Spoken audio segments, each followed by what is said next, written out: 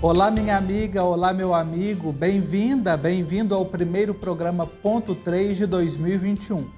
E o nosso tema não podia ser outro a não ser aquele pedido mais desejado para este ano, a vacina contra o coronavírus.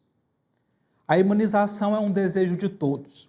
Nos últimos dias, nomes como Oxford, AstraZeneca, Pfizer, BioNTech, Moderna, Coronavac, Sinovac, Sputnik se tornaram até familiares para muitas pessoas em todo o mundo, pois são as principais vacinas em desenvolvimento para combater a Covid-19. O Papa Francisco, por diversas vezes nos últimos meses, chamou a atenção dos líderes mundiais para garantir acesso à vacina a todas as pessoas. Em entrevista à edição espanhola da revista Il Mio Papa, chegou a dizer: a vacina não pode ser propriedade do laboratório que a encontrou ou de um grupo de países aliados só por isso. A vacina é um patrimônio da humanidade, de toda a humanidade. É universal, porque a saúde é um bem comum, como nos ensina a pandemia do novo coronavírus. É um patrimônio comum, pertence ao bem comum e esse deveria ser o critério. Inspirados, então, por esta fala do Papa Francisco e sobre este tema tão importante, nós vamos conversar com dois convidados, conectada conosco desde Vitória, no Espírito Santo, a pesquisadora Ethel Maciel, doutora em epidemiologia, professora titular da Universidade Federal do Espírito Santo e presidente da Rede Brasileira de Pesquisa em Tuberculose. Ethel, muito obrigado pela sua participação. Bem-vinda novamente ao programa Ponto 3. Obrigada, Marcos Túlio. Eu quero aqui cumprimentar todos os que assistem aqui o programa Ponto 3. Muito obrigado. Cumprimentar o Ricardo também. Isso. Conectado conosco desde São Caetano do Sul, em São Paulo, Ricardo Agostinho Canteras, especialista em logística de cadeia fria e diretor comercial da Templog. Ricardo, muito bem-vindo aqui ao nosso programa. Obrigado, Marcos, pelo convite. Aí é um prazer poder ajudar de alguma forma a debater esse tema aí que tem sido, tão constante na nossa vida, e é um prazer falar com a Ethel também aí. Muito obrigado. Já já nós vamos iniciar a conversa com os nossos convidados, mas antes eu tenho um recadinho. E o meu recado, primeiramente, é um agradecimento a você que é membro da família dos Filhos do Pai Eterno, você que possibilita o nosso processo de evangelização, fazendo com que a TV Pai Eterno chegue a tantos lugares e a tantos lares do nosso Brasil. Muito obrigado pela sua fidelidade. E você que ainda não faz parte, pode se associar a essa obra, ligando para nós no 62-3506-9800, ou ainda acessando o nosso portal na internet, paieterno.com. Que o Pai Eterno abençoe você e a sua família, especialmente neste ano que nós estamos iniciando, o ano de 2021. Vamos lá, então, conversar sobre vacina, este assunto, este tema que tanto tem ocupado os noticiários, as nossas redes sociais e também são de interesse de toda a população. Eu vou começar perguntando para a professora Ethel Maciel, que é doutora em epidemiologia, já esteve aqui também no Ponto 3, nos ajudando a fazer um retrospecto de 2020, do ponto de vista da saúde. E, Ethel, até onde nós sabemos, nós que principalmente não somos da área da saúde, as vacinas elas são oferecidas à população depois de um tempo de estudo, de testagem, e que às vezes não acontece de forma tão rápida. Com a pandemia da Covid-19, nós tivemos um trabalho, um esforço hercúleo dos pesquisadores, dos laboratórios, para oferecer uma vacina que creio ser em tempo recorde para a nossa humanidade. Que indicadores possibilitam a segurança e a eficácia da vacina nesse período? Acredito que muita gente também pode até estar com um pouco de medo. É preciso ter medo da vacina? Eu quero até tranquilizar todos que estão nos assistindo nós temos muita experiência com vacinas, né? Assim, a humanidade, eu considero que é uma das maiores descobertas, né, da humanidade, e ela está conosco, Marcos, há 224 anos. Então, a gente conhece mais vacinas do que os remédios, né, aqueles que a gente compra na farmácia, que eles evoluíram um pouco depois. As vacinas a gente conhece há muito mais tempo. E por que a gente conseguiu, nesse período curto, né, que a gente, como você colocou, eu acho que essa vacina da Covid-19 é uma dos grandes feitos da humanidade. Eu quero aqui concordar, né, com o Papa Francisco, que tem que ser um bem da humanidade, porque realmente foi um esforço foi coletivo. Mas essa vacina especificamente, né, desse novo coronavírus, a gente tem que lembrar que ele é um novo coronavírus, porque nós já conhecíamos outros 2 coronavírus que causaram também pandemias. Nós tivemos casos aqui no Brasil, mas muito poucos.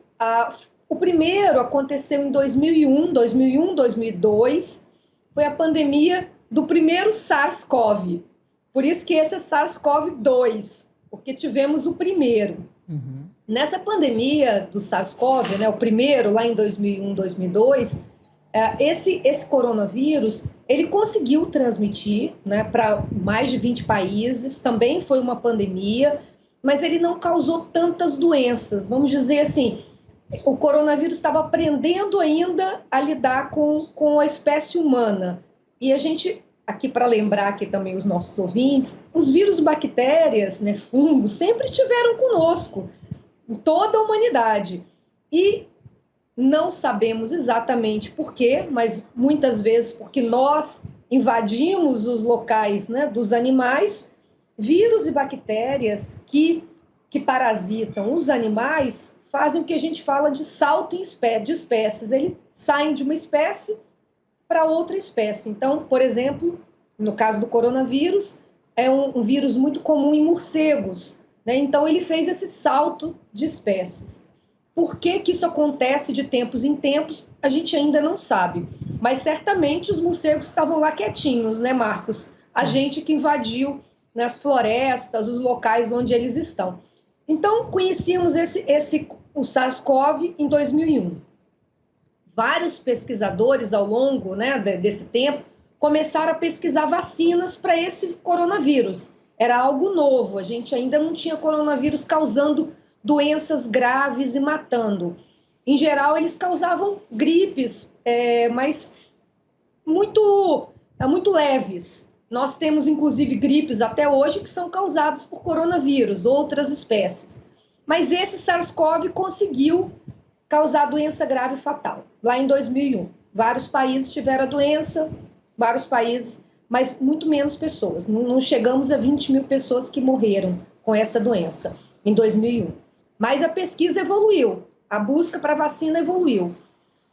Em 2012, nós tivemos um outro coronavírus que conseguiu fazer também um salto de espécies, a gente chama de MERS-CoV, e ele conseguiu também causar doença grave e também matar. Também foi uma pandemia, mas ficou mais concentrada ali naqueles países da Península Arábica. Então, ele não expandiu muito, mas muitos pesquisadores estudaram esse coronavírus e desenvolveram vacinas para eles. Então, isso estava acontecendo no mundo. Esses grupos de pesquisa, pesquisando o coronavírus.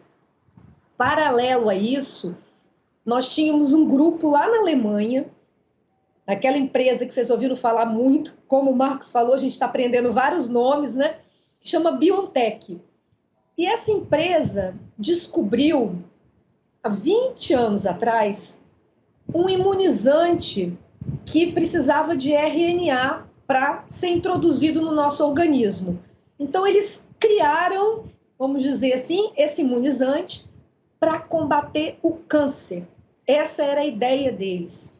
Então, esse grupo de pesquisadores, há 20 anos, pesquisa essa que seria uma vacina, né, contra o câncer.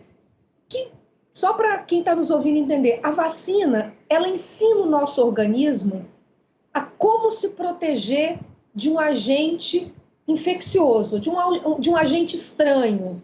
Então é como se fosse ali um retrato falado, né? A vacina vai e diz o seguinte: olha, se você encontrar esse vírus que tem essa forma, que é desse jeito, você vai atacar sim. Então é isso que a vacina faz, ela ensina o nosso sistema imunológico a como combater esse vírus que o nosso sistema imunológico não conhece. E esse grupo, então, pesquisava essa vacina, esse imunizante, né, de RNA contra o câncer. E quando chegou, né, o SARS-CoV-2, eles fizeram uma mudança para o alvo ser o SARS-CoV-2. Mas eles já tinham todo o estudo, toda a plataforma. Então, Marcos, com isso, a gente conseguiu, por conta de todas essas pesquisas de mais de 20 anos, nós conseguimos que, num espaço curto de tempo, nós tivéssemos o desenvolvimento dessa vacina. E, para finalizar, a última coisa é que é a primeira vez que a gente testa uma vacina no meio de uma pandemia. Então, isso possibilitou que muitas pessoas pudessem ser voluntárias nos ensaios clínicos, porque, como todo mundo acompanhou, a gente precisa de fazer pesquisa, né? A gente precisa de testar essa vacina, e naquela fase 3, que é a última fase da vacina, são muitas pessoas, 30 mil pessoas, 40 mil pessoas, 60 mil pessoas, como nós tivemos alguns ensaios clínicos. Então, são muitas pessoas ao redor do mundo. E essas pessoas, elas precisam de ter uma característica. Elas precisam estar sob o risco de se infectarem. E a gente só conseguiu isso porque a gente está numa pandemia. E praticamente todos nós, né, estamos sob o risco de nos infectarem. E por isso que os ensaios clínicos escolheram, a maior parte, né, que está envolvidos como voluntários são os profissionais de saúde, porque eles estão muito sob o risco, né, de se infectarem ali com esse vírus. Então, para dar um panorama geral, é isso. Por todos esses fatores, nós conseguimos uma vacina que parece que é em curto prazo, mas ela tem muitos anos de pesquisa, né, anteriores. Essa fala da Etel, esse histórico e essa aula que ela nos traz, só nos faz ter certeza da importância da ciência, da valorização da pesquisa, de todos os pesquisadores, para que nós tenhamos a saúde plena e todos os recursos necessários. A vacina, o remédio, seja o que for, mas isso só é fruto graças ao trabalho incansável da ciência. Por isso aqui também a nossa reafirmação da necessidade da ciência em todos os lugares. Nós já compreendemos a importância da vacina. Agora, uma coisa é a gente fazer essa vacina chegar. Por isso que temos um especialista em logística, aqui o Ricardo Canteras, e nós podemos acreditar, Ricardo, que a aquisição centralizada de vacina ou de qualquer outro insumo, qualquer necessidade, ela diminui os custos, mas ela também exige um planejamento eficaz para garantir essa distribuição. Principalmente uma vacina, algumas delas que exigem temperaturas muito baixas, armazenamento, deslocamento. Num país como o Brasil, de dimensões continentais e lugares com acesso bastante remotos, o que é preciso fazer para que a vacina possa chegar a toda a população? Bom, Marcos, os desafios são enormes, né? Mas, que nem a Etel mencionou, a vacina já é aplicada no Brasil há mais de 100 anos, né? O Brasil é um país de referência mundial aí quando a gente fala em aplicação de vacina em grandes proporções. O Brasil é um país aí de tamanhos continentais, né? Então, o Programa Nacional de Imunização, que já dura 30 anos, ele já é bem robusto e bem estruturado de acordo com as normas da Anvisa, né, com as resoluções. Então, isso nos garante, nos dá confiança de qualquer tipo de vacina que for registrada, que for liberada pela Anvisa, será aplicada na população e a gente tem muita confiança que o Brasil tem capacidade para fazer isso. Claro que não é uma tarefa fácil para essas vacinas que têm temperaturas muito baixas, né, justamente pela dificuldade de armazenamento de grandes quantidades. Você não tem hoje muitos locais de armazenamento nessa temperatura, mas como a necessidade de aplicação é imediata, é uma logística que você tem que fazer, que a gente chama de just in time, né? Ela tem que sair da fábrica e ser aplicada o mais rápido possível aí dentro dos 30, 40, 50 dias aí que o fabricante tem colocado no estudo de estabilidade dele, né? E você tem uma mescla de tecnologias, né? Então, hoje, para você fazer a logística de cadeia fria, né, o Programa Nacional de Imunização Brasileiro, você tem uma central nacional que fica em Guarulhos. Dessa central vai para 27 estaduais, depois para 273 regionais, que atingem 3.342 municípios brasileiros, com mais de 38 mil salas de imunização. Então, a ideia, né, o Ministério da Saúde, ele no final de 2020, em dezembro, ele publicou o Plano Nacional de Operacionalização, né, das vacinas. Hoje ele atua com uma empresa parceira que faz essa distribuição, e ela segue todas as normas de boas práticas que tem que seguir de acordo com as resoluções da Anvisa. A gente diz que numa logística de cadeia fria, qualquer elo, seja ele pequeno da logística ou seja grande, qualquer elo, ele é tão importante quanto quem está fabricando. Você não pode desperdiçar todo o investimento, né, e toda a tecnologia que foi investida no início para no final da cadeia não tomar as devidas atenções.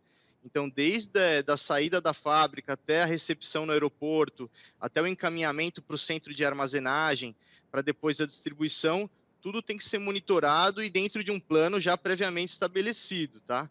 Então, o controle de temperatura, ele pode ser feito de duas formas, basicamente, ativamente ou passivamente. Ativamente, quando você utiliza ali o veículo, o container, o baú refrigerado, né? Então, você vai ter isso, hoje a gente viu aí a Coronavac chegando com os Envirotainer, né? São containers que têm baterias e eles controlam ativamente a temperatura. Quando isso já vai para a distribuição, já mais no final da cadeia, geralmente se utiliza as embalagens passivas, né, com gelo seco, no caso das baixas temperaturas, ou com bolsas que são congeladas, né, materiais, elementos refrigerantes que permitem você transportar, eu vou falar um pouco mais vulgarmente, mas como se fosse uma caixa de isopor com gelo, né, claro que são materiais diferentes, com outras capacidades de isolamento térmico, né, mas justamente para permitir esse mix de tecnologia, controle ativo e passivo para chegar na população de maneira íntegra as vacinas. Hoje, a temperatura seria o principal desafio para fazer uma distribuição eficaz e eficiente da vacina? Ou existem outros fatores logísticos que também podem, talvez, impedir ou atrasar o processo de imunização? Eu acho que eu não diria que a temperatura é o principal desafio. O principal desafio hoje é a parte dos insumos, pelo que eu tenho visto e tenho acompanhado das empresas, né? A parte da dificuldade de ter seringa, a gente está com dificuldade, o mercado está com falta de papelão para fazer a embalagem da vacina. Então eu vejo muito uma dificuldade dos insumos, porque a logística mesmo da cadeia fria, ela está preparada. O Brasil tem estrutura, tem empresas, né, como a Tempilog, onde eu atuo, que já faz esse tipo de logística. Então eu diria que o principal que a gente tem que se preocupar nesse momento são os insumos de um modo geral. Eu digo insumos tanto para a produção da vacina quanto para a distribuição. A distribuição vai demandar muito, por exemplo, bolsas, né, esses elementos refrigerantes, gelo seco. Então, eu acho que a gente tem que se preocupar com os insumos necessários para a logística, que isso pode ser um problema de ruptura aí na distribuição. Certo. Ricardo traz para a gente elementos importantes aí para a gente compreender como é que é esse processo de distribuição até para chegar a gente. Uma coisa é a gente pensar a produção, a confecção da vacina, a criação, e a outra até ela chegar até nós. Mas também sabemos que, embora a vacina seja tão sonhada por todos, ela não é o suficiente, porque nós ainda estamos em pandemia, não é, Theo? A população não pode se esquecer disso. Considerando esse processo de imunização, que não sabemos ainda quanto tempo ele deve acontecer, e também toda a população não vai ser vacinada de maneira imediata, o que nós ainda precisamos fazer e levar em conta para vencer e romper nesta pandemia? Primeiro, eu queria dizer, Marcos, que eu entendo que todos nós estamos cansados, né? A gente queria já decretar o fim da pandemia. Só que o vírus não se cansou da gente O vírus, inclusive, a gente está aí diante de uma nova variante, né? Uma mutação que o vírus fez. Ele fez uma mudança e ele conseguiu, com essa mudança, ficar mais transmissível. Ele conseguiu, do ponto de vista do vírus, ele conseguiu um feito. Ele conseguiu se espalhar mais. Então, se a variante passada, né, se, por exemplo, o vírus contaminava 100 pessoas, agora essa variante contamina 160 pessoas. Então, ele, desse ponto de vista, né, ele conseguiu fazer essas mutações. E é por isso que a gente tem falado tanto, Marcos, para que as pessoas não espalhem o vírus, né? Se você tiver com algum sinal ou sintoma, se você acordou passando mal, né, um pouco de febre, numa pandemia, você tem que desconfiar que tudo isso pode ser Covid-19. Então, primeira coisa, desconfiar que pode ser essa doença.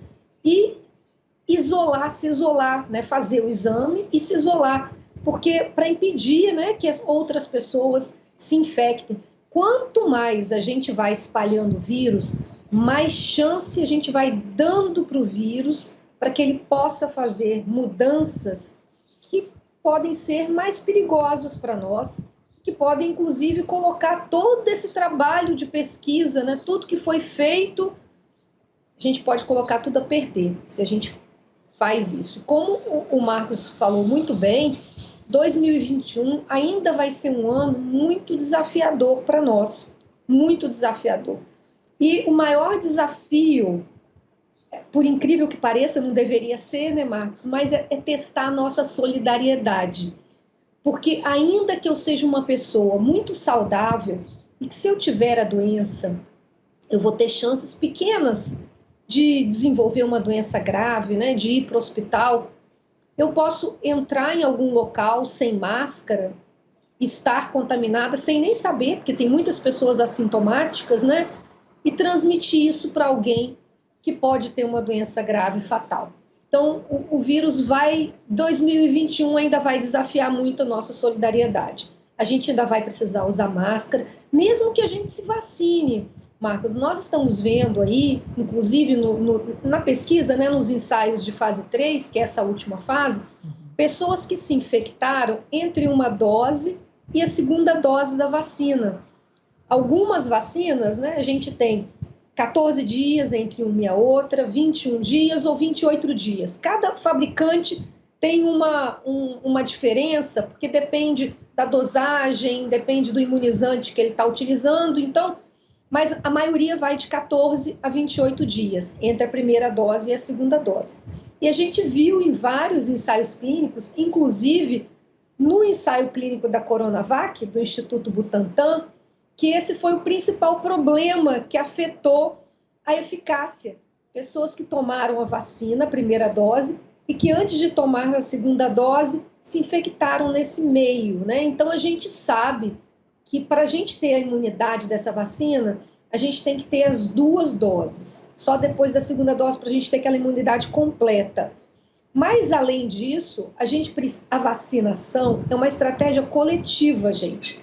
É diferente da gente ir lá na farmácia comprar um remédio para tratar uma doença que a gente tem, que é uma doença individual.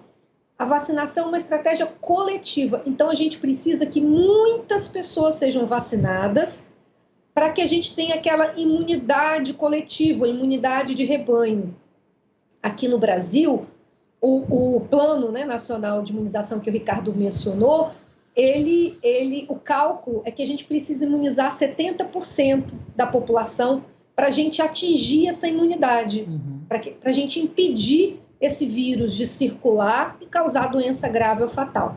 Então, até que isso aconteça, nós ainda vamos precisar daquelas medidas de prevenção, Marcos. Usar máscara, manter o distanciamento, né, o distanciamento físico, usar o nosso álcool gel, lavar as mãos. Então, tudo isso a gente ainda vai ter que fazer aqui em 2021. Essa herança a gente ainda vai ter que trazer aqui. E muita solidariedade, porque a gente tem que pensar no outro.